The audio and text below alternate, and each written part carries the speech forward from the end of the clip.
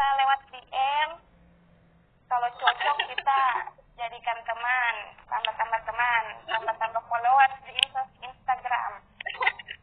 Suku Jawa, asal Palu, riwayat pendidikan, SD dekat sini saja, SDN Impres 4 Wirobuli, SMP Al-Azhar, SMA MAN 2 Model Palu, kuliah itu di Makassar, Universitas Hasanuddin, dan sekarang sebagai staf analis gizi di Puskesmas Sabang, alhamdulillah.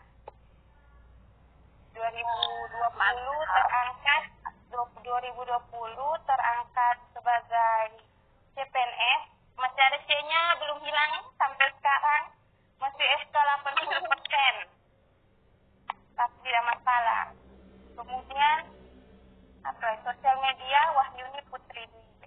Oke. Wah, keren sekali. Ini kayaknya sesi introduksi yang luar biasa ini ya dari seorang narasumber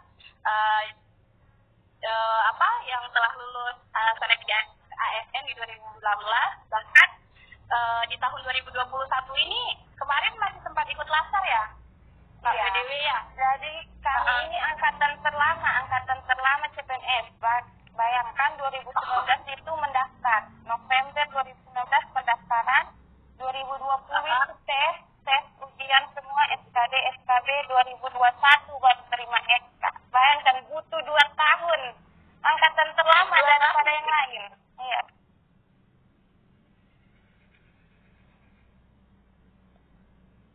Dua tahun. Sebelumnya ya. Oke, nah berarti ini kalau tadi kata Kak Putri Dwi Wahyuni, dia satu angkatan dengan COVID, karena kan daftar di CPNS-nya 2019 dan COVID juga munculnya di 2019. Iya, angkatan kita. Nah, makanya tadi di awal Kak Putri Dwi itu kasih pesan-pesan kesehatan dulu ke teman-teman, karena kebetulan beliau ini juga sarjana gizi, seorang ahli gizi yang bekerja di UPTD, Pusat Kesehatan Masyarakat, Desa Sabang ya? Iya, Desa Sabang, Kecamatan Dampelas, Kabupaten Dampelas. Oke, mana suaranya orang Dampelas, orang Sabang dan sekitarnya? Ayo. Tempat kita satu kampung di sana ketemu. Saya ini pendatang. Iya, kita satu kampung. Nah, siapa tahu juga bisa mau tanya-tanya langsung ke Kak Putri di Sabang, boleh teman-teman kunjungin saja di Puskesmas ya, atau di rumah dinas Kak Putri di KPDW gitu. Oke, nah Kak PDW ini tadi kita sudah mulai sesi perkenalannya. Ini teman-teman banyak yang penasaran sekali, karena kan ini kebetulan tahun ini dibuka lagi seleksi CPNS gitu. Nah, mungkin di awal ini kita mau dengarkan dulu nih sharing dari Kak Putri Dwi, bagaimana kemarin-kemarin awalnya waktu masa pendaftaran itu kira-kira pengalamannya apa saja Kak Putri Dwi? Dari masa dari awal pendaftaran sampai ikut seleksi sampai akhirnya diumumkan.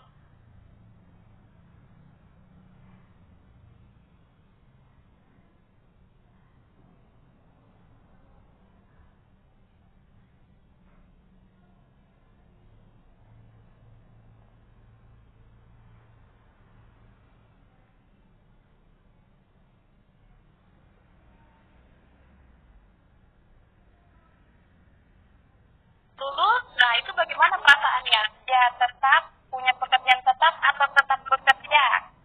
Itu saja. Iya, itu saja. Kalau saya lalu coba-coba saja bagaimana. Kan kalau kesehatan ini susah dia, lulusan kesehatan rata-rata susah, banyak persyaratannya. Apalagi ini yang termasuk STR ini. Jadi harus bisa lihat peluang, di mana peluang. Tidak usah dulu mau bilang, kita harus daftar di kementerian ini, harus. Pokoknya peluang dulu yang dicari utamanya. Saya itu awalnya cari formasi, karena peluang yang formasi analis gizi itu tidak pakai STR dia. Itu poin utamanya. Cari dulu peluang. Saya awalnya tidak terlalu mau bagaimana di tempat di mana saja saya pasrah cari peluang. Ya. Jadi paling susah itu lulusan kesehatan karena dia banyak persyaratannya, terutama STR itu. Karena STR ini kayak syarat utama untuk bekerja di bagian kesehatan. Tapi alhamdulillahnya kemarin saya tidak pakai STR dan bisa lulus, dapatkan SK ini, teman-teman. Jadi awalnya belajar seperti biasa kira. Belajar mengenai SKD, TIUS, TKP. Awalnya cuma lewat YouTube. Karena kan waktu saat itu yang saya itu nganggur lah itu. Cuma pegang HP, cuma sering main YouTube. Jadi untuk pembangkit semangatku itu saya pikir apa ya? Karena saya juga tidak beli buku. Itu pun buku yang saya pakai itu bukunya kakakku dan sudah saya wariskan ke temanku itu di sana. Semoga dia lulus juga kasihan. Jadi awalnya itu saya belajar YouTube kan di deskripsi box YouTube itu ada kayak tertulis penjelasannya, terus disuruh gabung ke Telegram lagi. Kayak gabung Telegram, ternyata banyak sekali kumpulan soal-soal situ. Beralihlah lagi saya ke Telegram. Habis cuma lewat Telegram, jujur ya saya ini orangnya tertutup. Jadi saya belajar tidak ada teman. Cuma belajar sendiri, cari sendiri, terus begitu.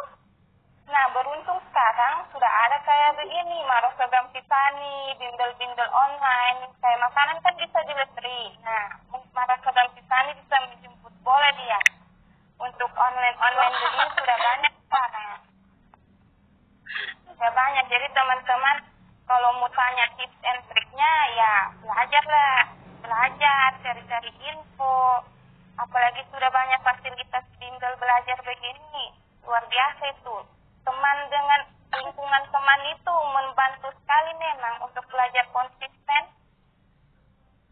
Untuk belajar konsisten, belajar dengan baik, supaya semangat itu sangat membantu sekali. Mood booster untuk belajar. Yang paling susah dicari itu mood. Membangun mood. Susah sekali itu. Sekali bilang mau mulai belajar itu susah sekali. Saya saja belajar nanti. Iya, belajar intensif, nanti sungguh-sungguh itu pas 2 minggu mau tes SKD. Pas mau 2 minggu SKD bisa belajar betul. Karena susah sekali, apalagi kan saya tidak ada teman. Maksudnya sendiri belajar, membangun itu apa. Jadi saya nonton YouTube dulu, konten-konten artis. Biar mau berketik di YouTube itu soal SKD sama susah sekali karena mood tidak ada. Biar mau berketik, mau cari soal SKD. Beralih lagi ke akun-akun YouTubernya artis, nonton lagi, susah sekali. Hanya mood itu harus Terus soal SKD sekarang kan bertemakan hot ya. Hot higher order thinking thinking skills. Nah, jadi soal-soalnya itu bukan soal yang langsung jawab apa materinya langsung jawab. Jadi dia perlu analisis lagi. Macam 45 butir Pancasila bukan langsung ditanya apa saja 45 butir Pancasila, apa saja butir Pancasila ke-1, tidak. Tapi dia langsung ke analisis soal kesehari-harian. Ya, gitu kan. Terus tipsnya itu yang pertama kan saya cuma awalnya kerja soal biasa. Langsung kerja soal saya tidak baca materi di situ apa tidak. Jadi nanti dalam soal itu baru saya analisis. Oh, ternyata pola yang dari tahun ke tahun materinya ini. Jadi diambilkan poin. Jadi saya ambil kesimpulan pola materi tiap tahun itu ternyata ada 4 pilar negara yang sekarang ini. 4 pilar negara yaitu Bhinneka Tunggal Ika, NKRI, apalagi Pancasila, dan Undang-Undang Dasar 1945. Jadi itu dipelajari. Terus ada bahasa Indonesianya. Bahasa Indonesianya itu yang penarikan kesimpulan itu. Tolen,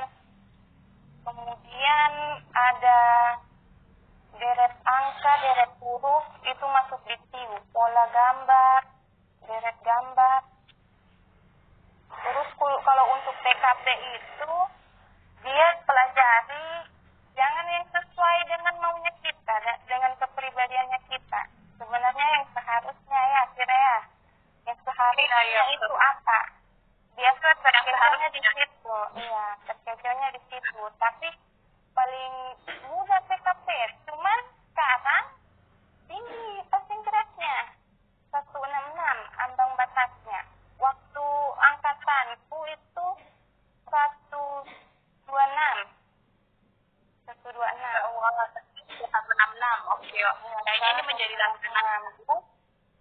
Kayaknya ini menjadi tantangan baru bagi teman-teman peserta CPNS yang daftar di tahun 2021 ini. Nah, oke teman-teman, sebelum kita lanjut cerita lebih banyak lagi dengan Kak Putri Dwi Wahyuni, mungkin saya akan ringkas kembali ya.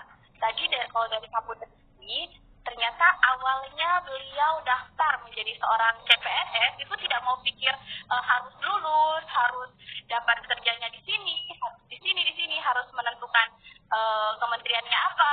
Ternyata beliau daftarnya cari peluang, gitu, cari peluang. Kira-kira di mana ini yang kuotanya segini, yang memang betul-betul bisa membaca. Ini kalau saya daftar di sini, kayaknya peluang saya besar. Gitu. Jadi itu menjadi salah satu pembelajaran bagi teman-teman yang mau daftar CPNS. Gitu. Jadi yang dilihat adalah peluang dari kerjanya, dari dari posisi kita ya, Kak Putri ya.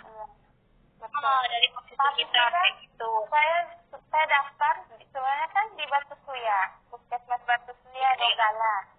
Tapi peluang saya hilang. Saya tidak masuk dua formasi yang saya daftar. Nah, itu peluang hilang. Nah, kita mengandalkan keberuntungan. Keberuntungan pas di situ hari kosong Puskesmas Sabang. Jadi saya dilempar di formasi kosong. Nah, dilemparnya itu tidak asal dilempar. Memang kita harus belajar. Jadi poinnya kita itu di ranking lagi. Jadi antara 41 orang yang mendaftar, 17 sudah dapat tempat. Tersisa 1 orang. 1 orang ini merebut Desa Sabang ini. Jadi 41 kurang 17 itu berapa? 24 orang di ranking lagi. Jadi alhamdulillahnya saya peringkat pertama dan dilemparlah di Puskesmas Sabang.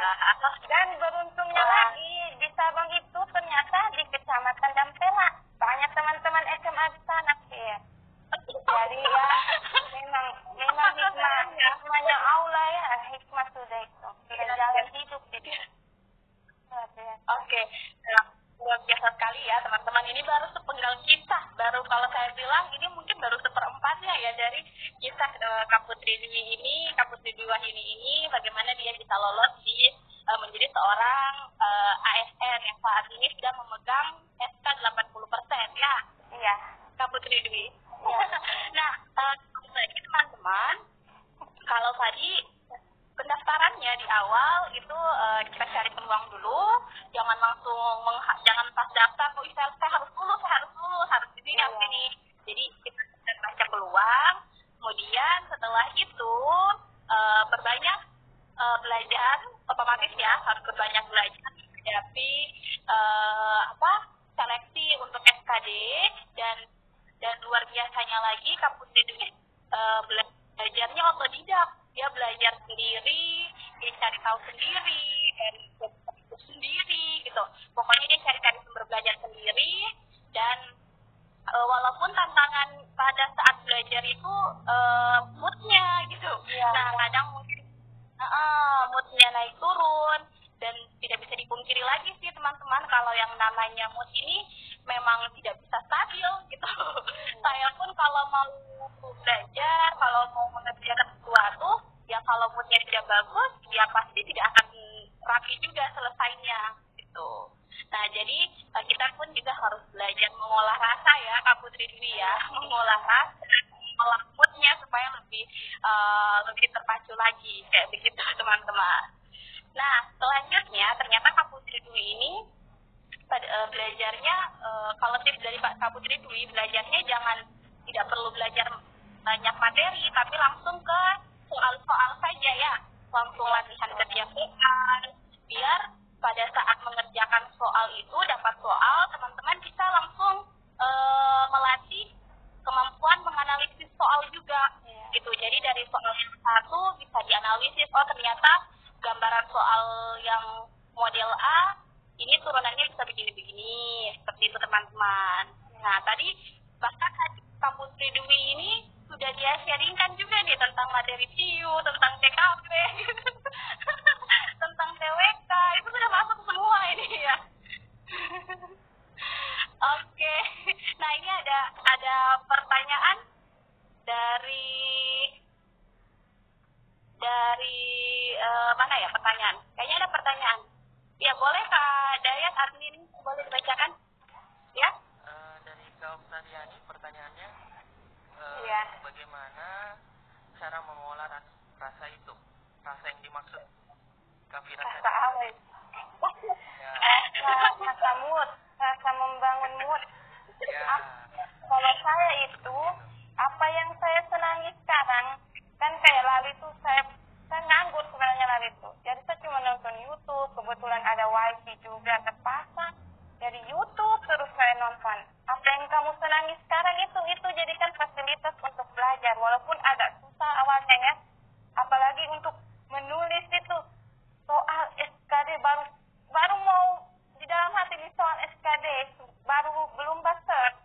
Sudah hilang mood. Maksudnya kalau mood belajar memang beda. Kalau mood menonton YouTube ada hiburan beda. Jadi itu saja. Apa yang kamu senangi sekarang, jadikan itu fasilitas untuk belajar. Wah, keren sekali dan memang harus mencocokkan dengan rasa nyaman berarti ya. Diri sendiri tuh. Hanya diri sendiri yang bisa tahu rasa nyamannya kita di mana. Ya.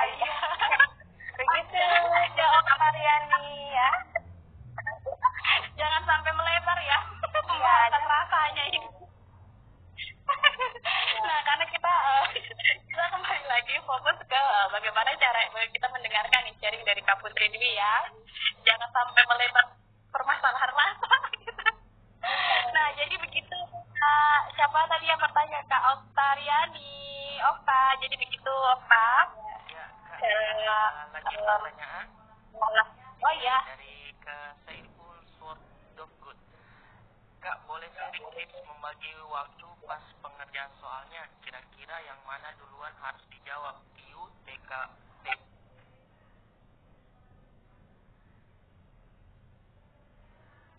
atau TKP? Keren. Ini pertanyaannya. Ayo Kak Putri ada saran? Ini TKW. Ini TKW apa ini tenaga? Kayaknya salah kasih ini. Ini mau daftar CPNS atau daftar jadi TKW ini?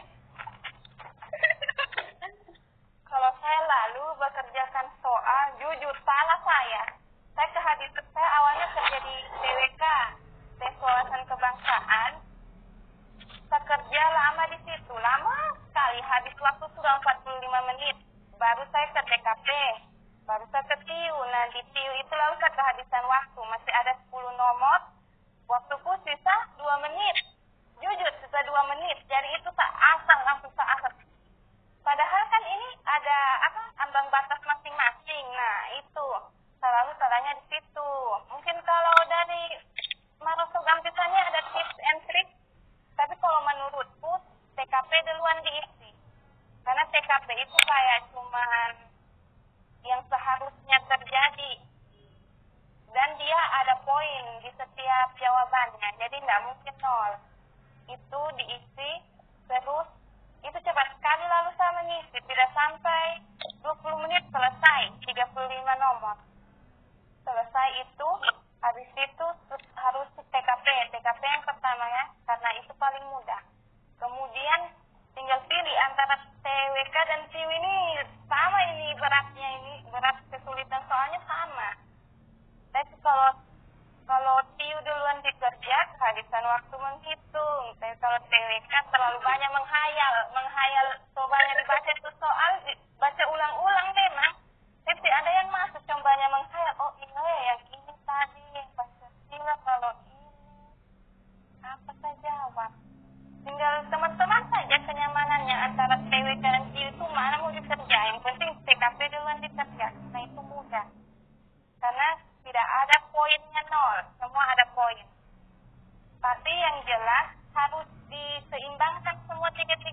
karena bukan total nilai yang diambil jadi kan, tapi setiap materi ini, tiap CIU, tiap TWK dan TKP. Iya. Wah keren sekali ya dari Pak